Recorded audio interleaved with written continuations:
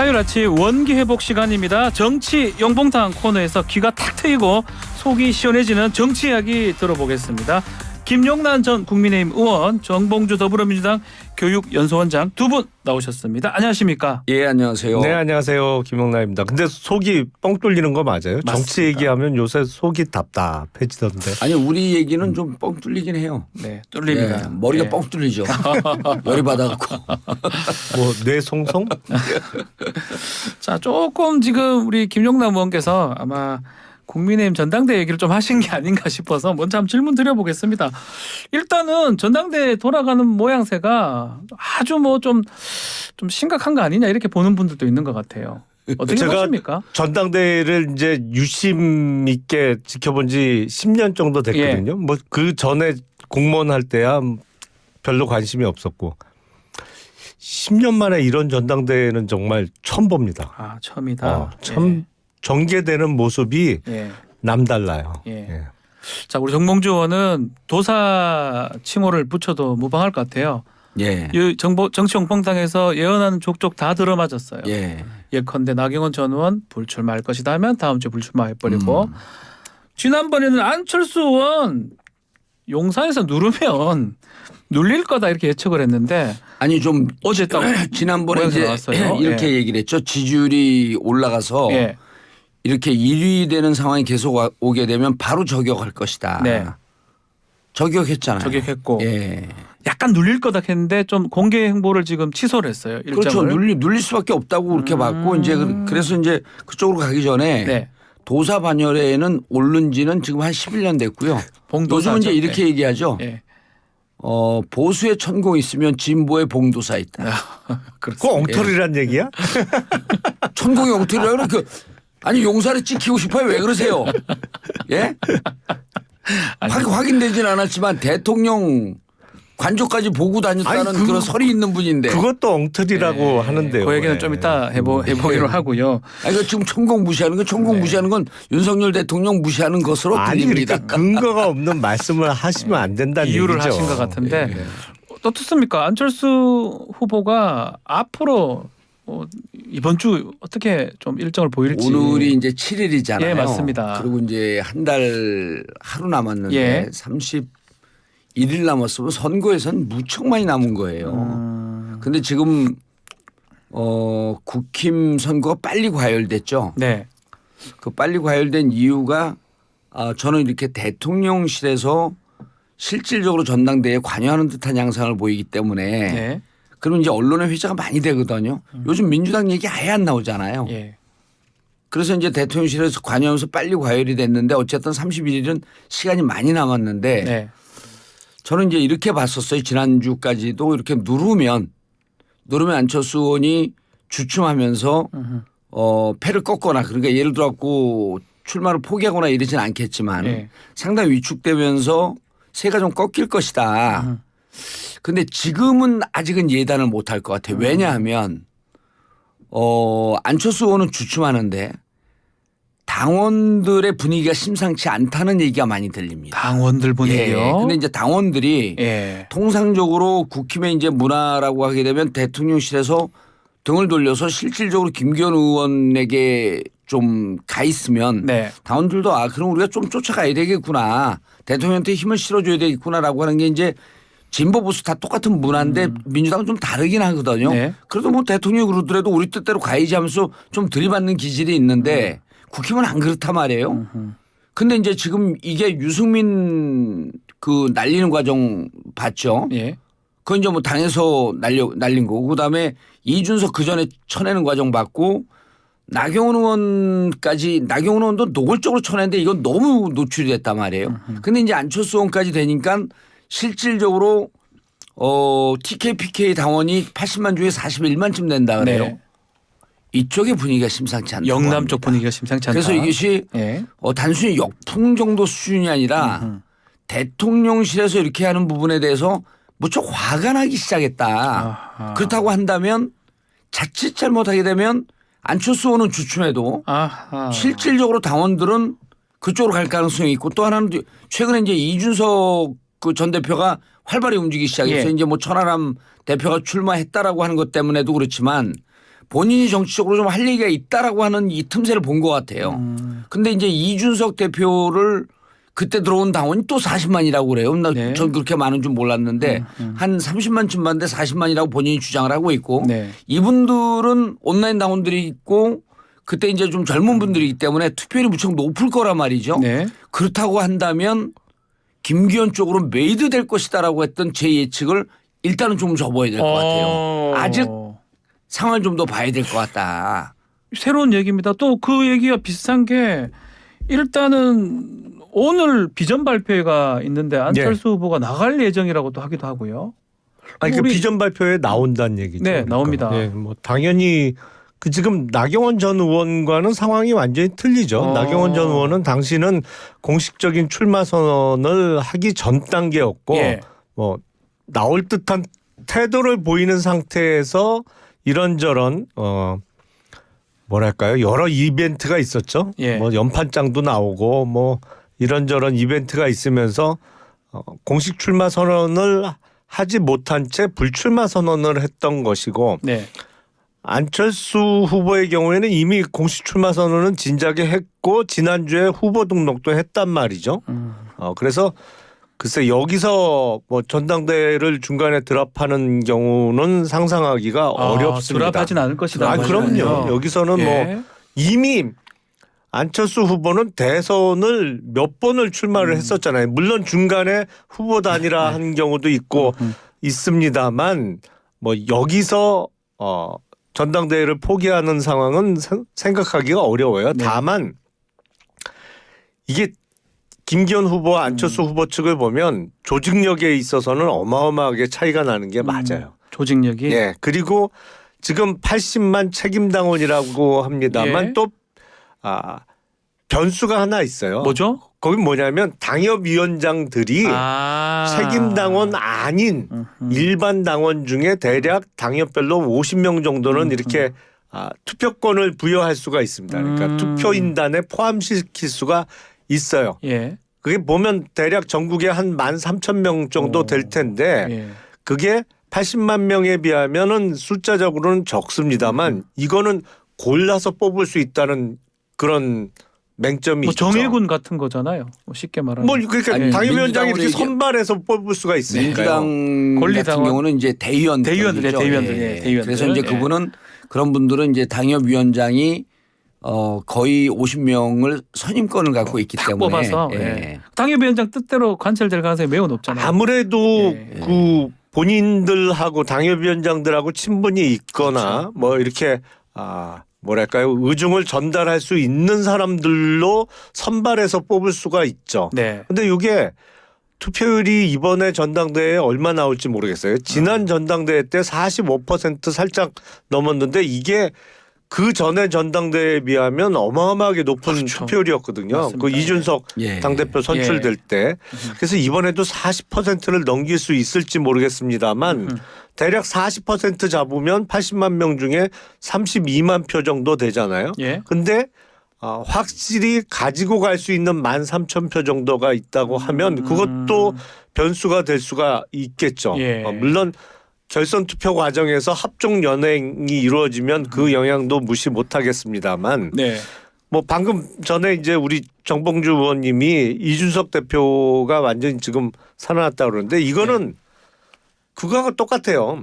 2차 세계대전 때 예. 히틀러의 가장 큰 전략적 그 과오는 뭐냐면 소련을 침공한 거예요. 아하. 그러면서 이 뭐 프랑스를 비롯해서 이쪽 영국을 비롯해서 서부 전선으로 밀고 갔으면 다 먹었었을 거예요. 끝났겠죠 아마. 근데 이게 동쪽에 있는 소련을 침공하면서 서부 동부 전선을 너무 넓히면서 거의 다 죽어가던 서부 유럽 국가들이 살아난 거거든요. 네. 그러니까 이준석 의원도 지금 그 양상하고 똑같죠. 왜냐하면 이준석, 유승민 이렇게 주저앉힐 때는 힘이 좋으니까 별 무리가 없었어요. 근데 예.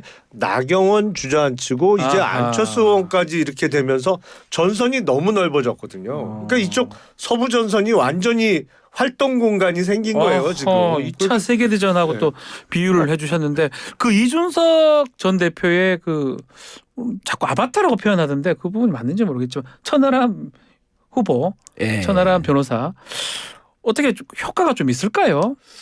저는 이제 지금 그 천하람 후보까지 얘기하는 게 방금 김용남 의원이 얘기했듯이 네. 주제 전선을 너무 확대하는 겁니다. 예, 알겠습니다. 말씀 왜냐하면 주시고 지금은 예.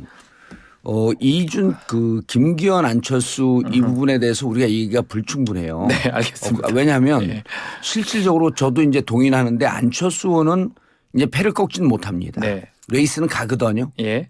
가는데 저는 지금 그 국힘이 이제 김용남 의원이나 이렇게 정치를 했던 분의 고민들은 알겠어요. 그러면 용산의 고민은 모르겠어요. 대통령실의 고민도. 예, 그러니까 지금 이게 이 전당대회가 전당대회 당대표를 뽑는 게 아니라 총선을 하기 위한 전략적 포석이거든요. 네. 그러면 많은 현역 의원들이나 위원장들은 다음 총선을 하기 위해서 어느 당대표가 의미가 있을까라고 하는 것뿐만 아니라 이렇게 전당대회를 치르는 게 국민들에게 감동을 줄 수 있을까? 요 두 번째 이슈도 무척 중요한 이슈죠. 매우 중요하죠. 근데 예. 지금 어쨌든 국민들한테 감동을 주기는커녕 짜증을 주고 있고요. 예. 내부 당원들에게도 지금 이제 이게 좀 신물이 나는 그 지점으로 넘어가고 있는데 용산은요. 용산. 그 생태계에 대한 그 질서 이론이요. 정치권하고 좀 다릅니다. 정치는요. 상대방을 죽일 수 없어요. 결국 공존의 생태계거든요. 근데 이제 검찰 특수부 출신들은 공존이 아니라 피고인하고 공존할 수 없잖아요. 그렇죠. 그냥 무조건 죽이는 거죠. 유죄인 무죄죠. 그렇죠. 예. 죽여서 보내버리면 다시 살아날 수 없다고 하는데 방금도 김용남 의원이 말씀했지만 이준석 의원 못 죽이지 않습니까? 죽였다고 봤는데 살아나잖아요. 네. 이게 이제 정치계인데 지금 김기현 의원을 열심히 밀고 있지만 최악의 경우 안철수가 되면 안철수하고도 공존할 수밖에 없다라고 하는 게 사실은 용산의 전략이 돼야 돼요. 근데 플랜 B를 죽여놨어요. 정치권이라면 정치인이라면 그렇게 하는 게 맞다는 거죠. 그렇죠. 그러면은 당원들이 안철수 의원으로 가는 것이 대표로 가는 것이 내년 총선을 위한 전략적 포석으로 맞다라고 하는 선택을 주면 예. 우리도 당원들과 소통하고 의원들과 소통하면서 그 선택을 존중하겠다라고 하는 걸 플랜 B로 5% 10% 가능성이지만 놔둬야 되는데 지금 보면요. 그냥 다리를 불태운 것 같거든요. 백도가 없어요. 예. 백도가 없는 전략은 없거든요. 아하. 그래서 저는 무척 저분들이 총선을 치르고 싶은 생각이 있나? 지금 뭐 민주당도 저는 이제 민주당 주요 당직자지만 계속 비판적 시각을 갖고 있는 게 더 정신 차려야지 내년 총선 잘한다. 네. 그리고 그다음 대선에서 이길 수 있다는 관점인데 지금 민주당도 썩 그렇게 만족스럽진 않은데 이렇게 국힘이 쉽게 해서 똥볼을 연달아 차대고 있으면 똥볼이 비방 용어가 빈볼이죠. 예. 헛발로 하겠습니다. 예. 왜 영어로 쓰세요? 죄송합니다. 똥볼이라고 하는 아주 좋은 국산어가 있는데. 헛발로 이제. 예, 헛발질. 아, 헛발질로 맞습니다. 하겠습니다. 예. 박지훈 애국자가 확실히 맞습니다. 네. 과거에 보수였었죠, 근데. 아유 그런 얘기를 뭐 여기서 합니까? 앵커 한 지가 오래됐잖아요. 헛발질이기 이제. 때문에 이런 상황에서 이렇게 되면 내년 총선에 미리 예측이 민주당 쪽으로 우세한 쪽으로 가지 않겠는가라고 하는 그 고민들을 아하. 국회의원과 국힘의 국회의원들과 위원장들이 고민하는데 최근에 무슨 얘기까지 들었냐면 이런 상황이 되면 마지막에 이제 오다를 줘야 되거든요. 자기 예. 당원들한테. 예. 야 김기현 의원 찍으라고 하는 이 오다가 저항 없이 순순히 맥히겠냐. 이러면은 이 그 향배를 가늠할 수 없다는 거예요. 그러니까 안철수 의원은 주춤하면서 후퇴할 것만은 분명해요. 그런데 당원들의 표를 갖고 있는 당원들이 후퇴하겠냐. 그렇지 않을 것 같아요. 야, 어떻게 공감하십니까? 좀 아주 예리하게 얘기를 하신 것 같습니다. 그런 측면이 물론 예. 있죠. 근데 지금 윤석열 정부가 아직 만 1년이 안 됐어요. 그렇죠. 사실은 예. 9개월 밖에 안 됐잖아요. 당선이 취임한 3월 달이니까. 그러니까요. 5월 9일 날 예. 취임하고 이제 네. 한 10년은 된 줄 알았어요. 너무 고통스러워요. 저희도 문재인 정부 때 힘들었습니다. 빨리 좀 정리해 주세요. 그러니까 워낙 임기 초반이기 때문에 당원들은 또 이제 시작하는 윤석열 정부에게 좀 힘을 실어줘야 되는 거 아니냐라는 생각도 할 수 있고 무엇보다도 이번 전당대회가 일종의 보궐선거거든요. 네. 왜냐하면 전임 전당대회에 뽑혔던 이준석 전 대표가 임기를 못 채우고 공석이 되면서 치러지는 전당대회이기 때문에 네. 지난번과 같은 결과가 또 나와서는 안 된다고 생각하는 당원들도 많이 계세요. 그리고 무엇보다도 이게 당내 선거이기 때문에 이른바 조직력이 일반 국민을 상대로 하는 총선이나 지방선거 대선 때하고는 또 틀리거든요. 그래서 것이다. 조직력의 중요성이 어떤 선거보다도 많이 작용할 수 있는 선거이기 때문에 이 결과를 참 예측하기가 어려운 선거인 게 분명합니다. 이게 일반 여론조사가 반영되는 거였다면 예측 가능성이 훨씬 높겠죠. 하지만 그게 이번에 룰이 완전히 바뀌었잖아요. 하니까요. 그러니까 예. 예측하기 참 어려워요. 그런 예. 측면에서 일종의 뭐 참 깜깜이 선거처럼 그래 보십니까? 될 수 있다. 그 이제 저는 지난주에는 안철수 의원이 추춤하면서 아주 대놓고 이제 김기현을 밀 것이다. 그렇게 말씀하셨습니다. 그렇게 하고 있잖아요. 예. 근데 그러면서 이제 국힘 당원들을 제가 국힘 당원 여러분들께 좀 죄송한데 사실 좀 무시한 경향이 있었어요. 뭐냐면 문화가 민주당은 완전히 다르다 보니까 위에서 누르면 누른다라고 했는데 지금 국힘 당원들도 민주당 당원들도 이제 우리는 뭐 이제 그 신진보 이렇게 얘기하는데 보수도 많이 칼라가 바뀐 것 같아요. 예. 이렇게 일방적으로 누르면 우리가 위에서 누른다고 해갖고 오히려 지금 경종을 울려서 안철수 의원이나 이런 분들이 당대표가 돼서 아하. 총선에 앞두고 좀 정신을 차리게 해줘야 되는 거 아닌가라는 분위기조차도 있다는 거예요. 네. 그 깜짝 놀랄 변화거든요. 그걸 눈여겨봤던 거네요. 그렇죠. 아니 저는 그냥 당원들이 누르면 그냥 갈 줄 알았어요. 근데 그 분들 그러니까 위원장들이나 의원들을 통해서 듣는 분위기는 특히 41만 당원이 포진하고 있는 TK, PK가 심상치 않다. 이 얘기는 무척 의미심장해서 네. 지금으로서 내린 결론은 3월 8일이기 때문에 네.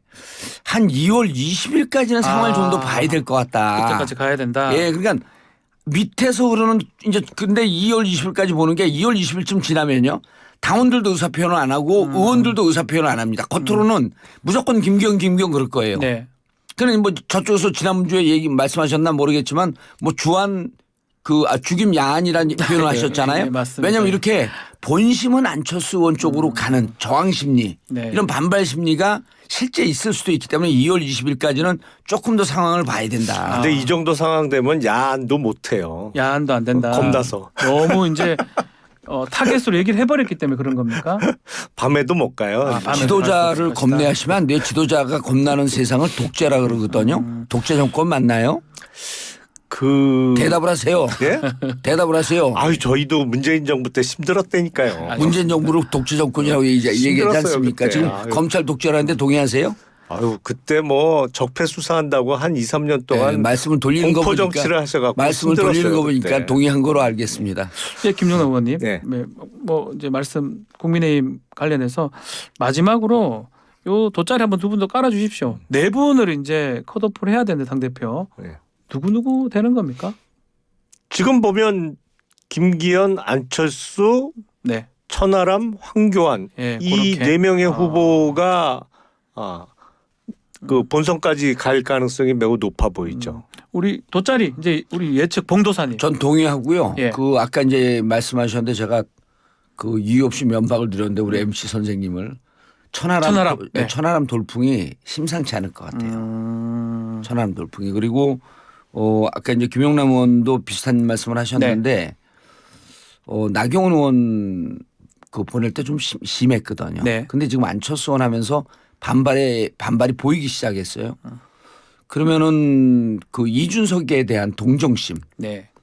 혹은 공감의식 아하. 이런 게 있으면 그게 이제 천하람으로 가고 이준석 대표는 본격적으로 뛴 게 이제 그 천하람 후보도 후보지만 본인 경향성을 보이고 있는 허은하 의원과 네. 그다음에 이제 김용태 의원 최고위원 당선을 위해서 뭐 이제 이렇게 되면 그쪽 룰상 두 명이 그 비윤이나 네. 이분이 되게 되면 만약에 안철수 의원이 당대표가 되면 네. 그걸 용인하는 플랜 B로 가는 게 아니라 이제 저쪽에서 흘러나오는 얘기는 그렇게 되면 예. 한두 달 사이에 비대위로 또 간다. 네. 지금 당 의원이 국민의힘 당구가 그럴 겁니다. 예, 아마. 근데 이제 예. 그 4명이 사퇴를 해야 되는데 천하람 그러니까 이준석계 허은하나 김용태 의원이 최고위원 되게 되면 비대위도 갈 수가 없다. 예, 막을 수 있다. 예, 이런 상황 때문에 오. 이준석 대표가 뛰는데 이게 그냥 찻잔 속에 미풍으로 끝날 게 아니라 꽤 돌풍까지 아니어도 한 중간 정도의 바람을 만들 수 있지 않을까 하는 생각을 좀 해봐요. 아니 그러니까 김용남 3월 의원님? 12일 돼야 결론이 날 거거든요. 왜냐하면 결선 투표까지. 그렇죠. 예. 이건 결선 투표를 당연히 상정해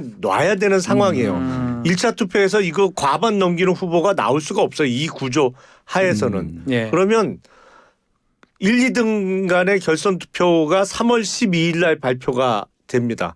그러면요. 지금도 한 달하고 5일이 더 남은 거예요. 많이 남았네요. 근데 아까 제가 10년 만에 이런 전당대 처음 본다 그러는데 사실 그전 전당대 같으면 전당대가 있는 거를 대부분 모르셔야 되는 상황이에요. 이제 시작하는 단계거든요. 그래서 네. 아, 국민의힘이 전당대회가 뭐 언제 있나 뭐 이래야 되는데 이제는 벌써 약간의 피로도가 생길 정도로 그동안에 많은 너무 빨리 이벤트들이 끌었어요. 있었어요. 예. 너무 빨리 달아올랐습니다. 이게 예. 열기가.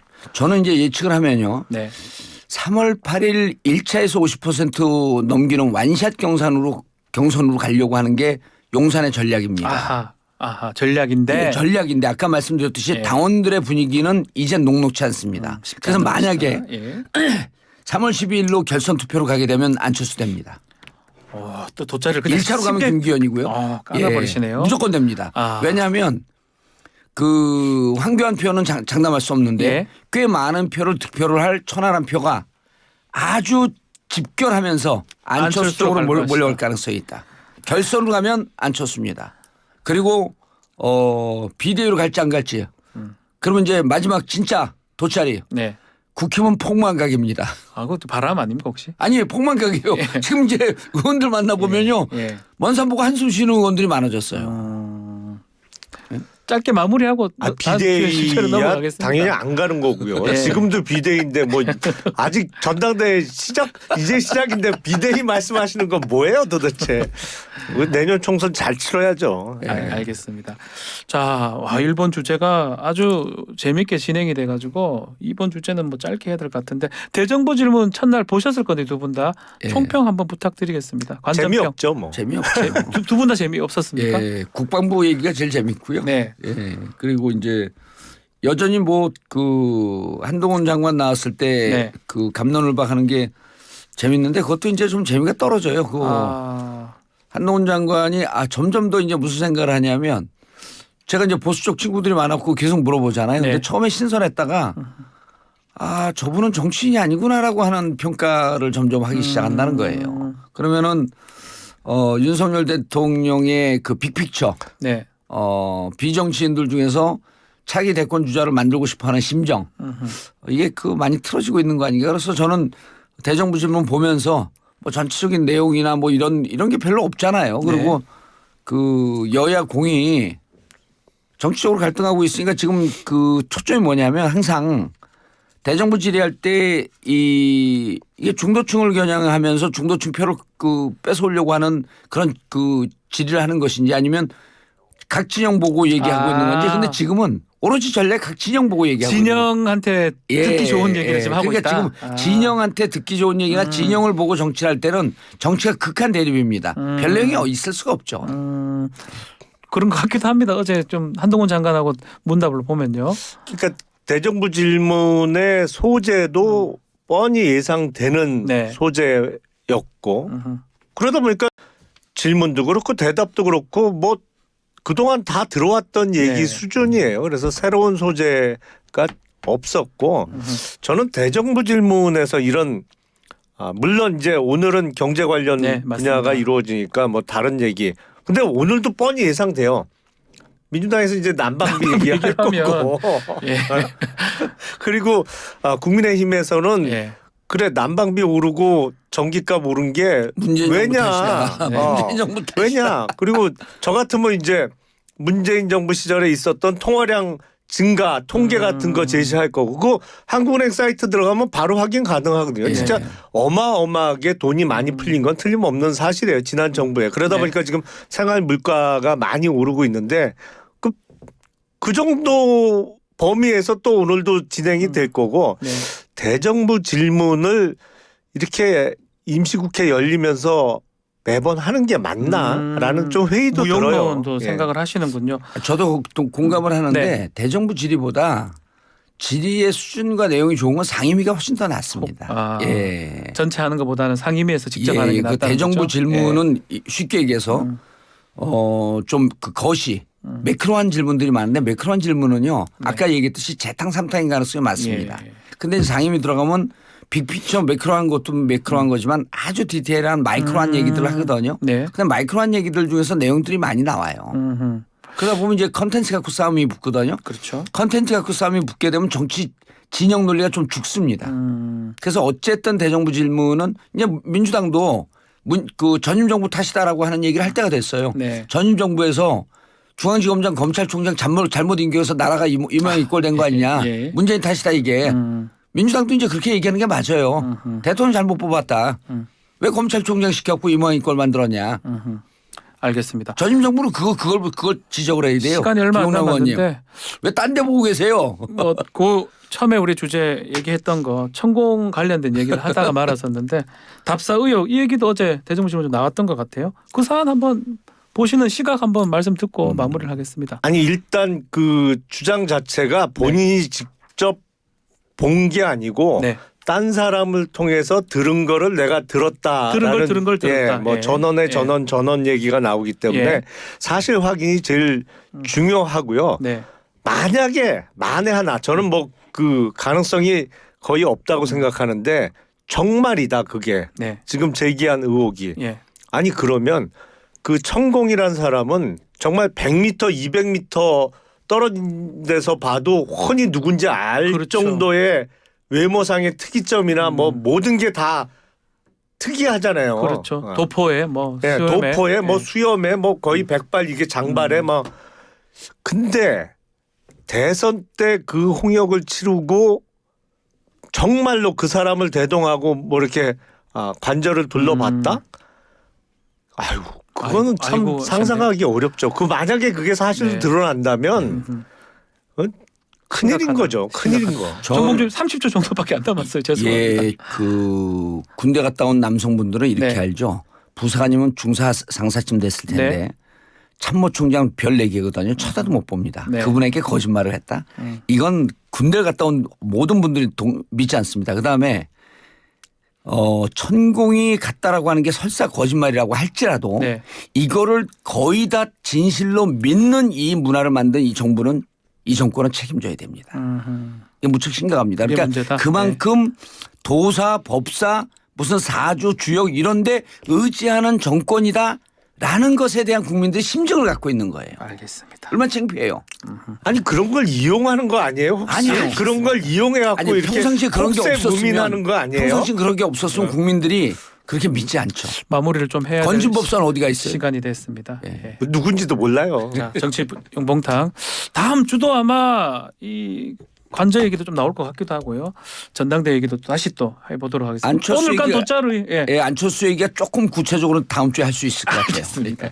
자, 정치 용봉탕 마무리를 하겠습니다. 김용남, 정봉주 두 분 의원 감사합니다. 네, 고맙습니다. 예, 좋은 하루 되세요.